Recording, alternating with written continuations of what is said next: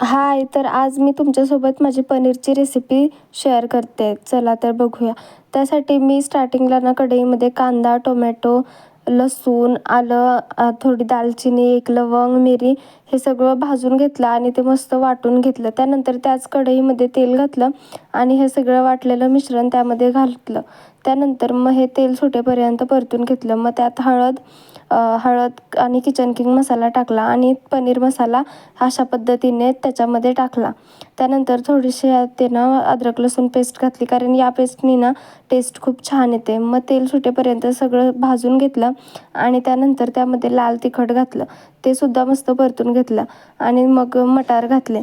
ते छान परतून झाल्यानंतर त्यामध्ये पाणी घातलं. जसे घट्ट पातळ भाजी हवी तशा पद्धतीने पाणी घालू शकता. मग पाणी घातलं आणि त्यानंतर वरून पनीर घातलं आणि त्यावर थोडंसं बारीक चिरून कोथिंबीर घातली आणि चवीनुसार मीठ घातलं आणि पाणी घालून झाकण ठेवून थोडा वेळ भाजी शिजवून दिली.